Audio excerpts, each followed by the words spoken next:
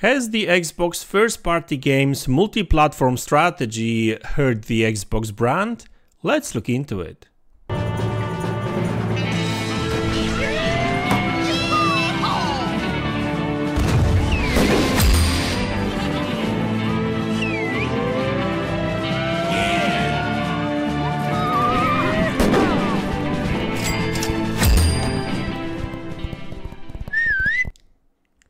Hey guys, welcome back to the channel.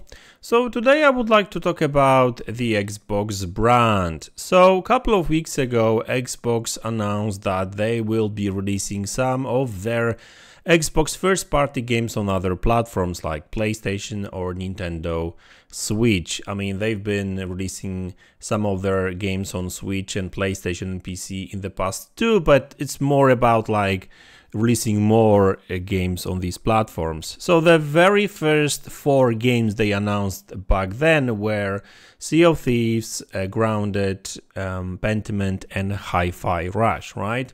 So obviously, you know, there's a question to be asked here. I mean, did that really hurt their brand, or will Xbox really benefit, from releasing these games on other platforms? Because obviously Phil Spencer, I think even in the interview with Polygon, did say that it's all about like,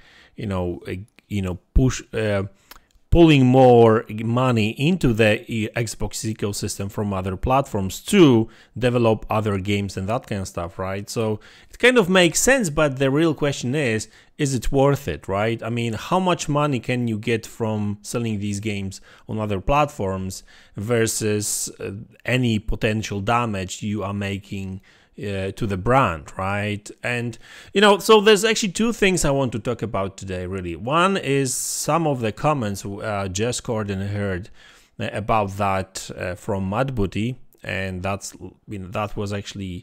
leaked. It was like internal conversation, and also I want to talk about the how these 4 games are actually doing on these other platforms, right? So first off, let's talk about that internal leak. So there's a tweet from Idle Sloth, as always, and Jez Corden during the Xbox 2 podcast with Randall Thor, they discussed all things Xbox, and Jez actually mentioned that he has heard that there was a all hands meeting there, like I'm talking about Microsoft, where Matt Booty, Phil Spencer and a couple of other these big wigs were talking about the future of Xbox, and Matt Booty during that all hands meeting acknowledged that the multi-platform strategy has stressed but not damaged the brand. Now, I don't really know what that means per se. I mean, stressed, what does it mean exactly, right? But that doesn't sound well, right? So that doesn't sound well, meaning that it sure didn't actually help the Xbox brand, in my opinion. But he does say that it didn't damage the brand, right? I mean, whatever, right?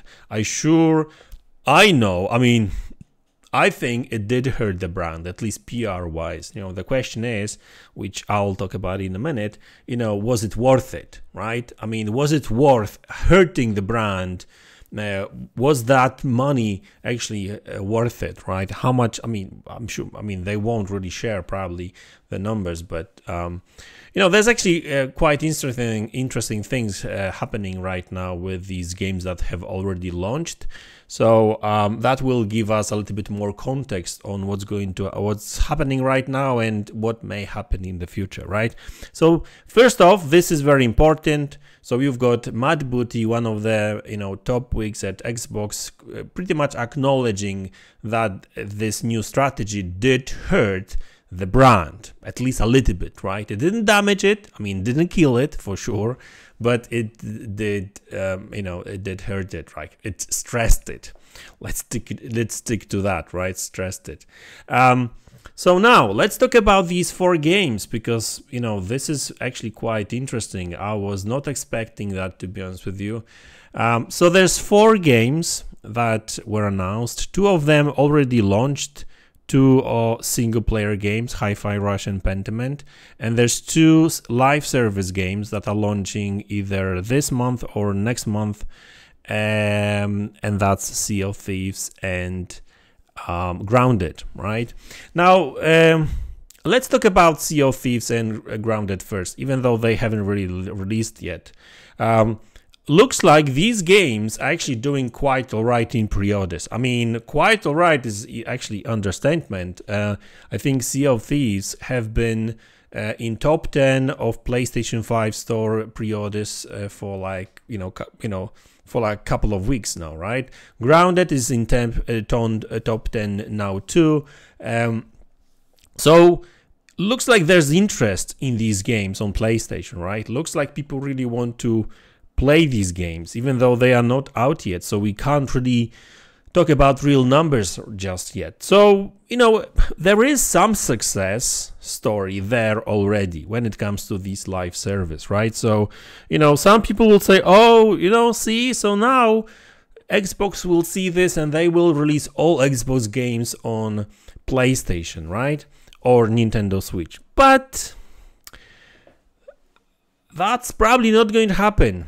And the reason I say this is that because you've got Sea of Thieves and Grounded doing great in pre-orders on PlayStation, but then again, on the other side of the story you've got Pentiment and Hi-Fi Rush not actually moving the needle on PlayStation 5 and Switch at all, right? I mean, they're not selling. That's pretty much it, right? So, we're talking about two single-player games, which is kind of interesting because PlayStation has always been touted as a, I mean, is that a proper word, touted? I think it is. Called, let's just say it like that, a single-player kind of console. PlayStation gamers always were always saying that they support single-player games and that kind of stuff. And maybe they do, at least some of them, but not all of them, that's for sure, right? And looks like Pentiment and Hi-Fi Rush didn't actually do that well on PlayStation, right? And I mean, Pentiment, I guess it kind of makes sense because it's a very niche game. It's a story-driven kind of story novel, really. It's not an action game, it's just a detective work and that kind of stuff, like adventure game, very slow pace and everything, and really nobody really talks about it, except that few days when PlayStation, there was a news that PlayStation actually did run this game much better on than Xbox, because Xbox was missing a patch. Which another thing about Xbox is like they do these things all the time. Just a bad PR look in my opinion. But anyway, it got fixed and Xbox now runs it great too. But after that, nobody actually spoke about it. Like, looks like that even that news that didn't convince anyone really to buy this game on PlayStation, right? And so with Pentiment, I was kind of okay. That game that probably won't really do that well. But Hi-Fi Rush, I was expecting Hi-Fi Rush to actually sell pretty well, and it didn't. I mean, it launched a couple of weeks ago, I think, and well, nobody actually talked about it at all. I mean, except that again, PlayStation versus Xbox comparison. There was a couple of videos showing, and I think Digital Foundry actually spoke about it too, that there's some Xbox, PlayStation has better shadows, so sharper shadows, and other than that there's no difference really, but that made to the news. But other than that, like nothing. I mean, you don't see Hi-Fi Rush anywhere in the charts. Nobody really is sharing screenshots. Nobody actually talks about it. So you've got one big shift in strategy, but you've got two different stories coming out of that. You've got a success story when it comes to live service games, right? I mean, these games didn't release just yet, so I mean, we don't really know, but looks like it. These games will do very well on PlayStation. I'm talking about Sea of Thieves and Grounded, but then again, you've got that not so good story, not a success story, maybe even a failure story, who knows, right? But I guess it's a bit too early to call it like that. But yeah, I mean, looks like there's not enough of interest in these single player games on PlayStation. So really now the question is, what does it say about releasing potentially more games on Xbox games on PlayStation, right? I mean, if Xbox will, if Microsoft CEO or whoever will look at these data and they will be like, oh, so yeah, let's just put more games on Xbox, on PlayStation, right? I don't think so. I mean, if anything, this will make Xbox to double down on live service games on PlayStation, and that makes sense, to be honest with you, because even PlayStation is releasing some of their live service games on PC day one straight away, no questions asked, because it just works. It makes sense. You need as many people in the on the servers to actually make the game popular and to make it work. So it makes sense for Xbox also to release these live service games on other platforms too, right? So me personally, I think, and this is just my opinion, right? But it is based on some data at least, right? In my opinion, what's really going to happen is that any future live service games that Xbox releases, they will end up on PlayStation day one or a little bit later. It probably depends on the title. But yeah, I can see no problem. I mean, I can see more and more live service games releasing on PlayStation, right? Single player titles, I don't think so. Because they don't really sell that much. I mean, I guess, some people may argue that, hey guys, but Pentiment, Hi-Fi Rush, they are not the biggest of the Xbox games, really. So maybe that's why they didn't do that great. But you could say that Grounded wasn't really the biggest of their games either, and it's actually doing quite alright in pre-orders. I mean, Sea of Thieves didn't actually did that well at first on Xbox either. It was like a smaller games. Now, obviously, it grew and it has a ton of content, but I wouldn't really call. I mean, Sea of Thieves, I guess right now we could call it a premier Xbox experience, but Grounded, not really. And the Hi-Fi Rush, like I said, I was expecting Hi-Fi Rush actually to do quite well, and it didn't.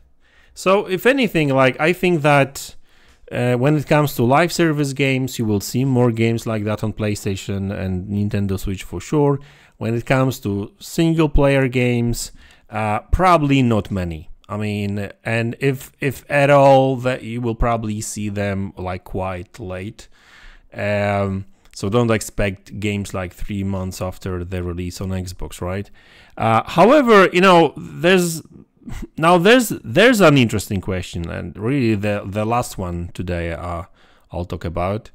What about the games like Halo, Gears, I guess Forza Horizon, because they offer both single player and multiplayer modes, right? Would these games do well on PlayStation? I think they would, because I mean, pretty much, I would say that pretty much all games that did very well on Xbox would probably do very well on PlayStation too. But the question is, I mean, do Xbox really want the best Xbox stuff to be on other platforms too? Because really, when it comes to content, the question is, are you trying to build a platform, or do you just want to become a third-party publisher, right, at this point? Because really, if Xbox won't have any exclusive content, at least timed exclusive content on their platform, I mean, honestly, nobody will buy the console unless they do something really spectacular with their hardware, which I don't really expect that to happen. But I think that overall, like, I mean, who knows, maybe 10, 15 years from now, things will change again. And I mean, who knows, maybe everyone will be just a multi-platform kind of, we will be all multi-platform family, and everyone will release everything on other platforms too. Who knows, that may happen in the future. But for now, I think what's really going to happen is that single player games are not going to be coming that fast to PlayStation. Maybe some games here and there, but for the most part, probably not. Live service games for sure, and there's going to be more coming, maybe even day one. I wouldn't be surprised. So I mean, at the end of the day, games like Overwatch from Blizzard or Call of Duty, they are multi-platform already, so it makes sense just to support them. And Microsoft have been supporting a number of Bethesda online games on PlayStation 2, like Fallout 76, Elder Scrolls Online, etc., right? But games like Starfield, yeah, I don't think that game is coming. At least not anytime soon. I mean, who knows? Things may change, right? Again, maybe Xbox will decide one day to be, a publisher, just publisher. But I don't think that's actually in their plans right now. And it looks like they still planning to release the Xbox. They still want to build a platform, and yeah, I think that's the future of Xbox, really. So anyway, guys, that's the video. I hope you enjoyed it. Let me know in the comment section below what you think about it, and I will see you all in the next one. Take care.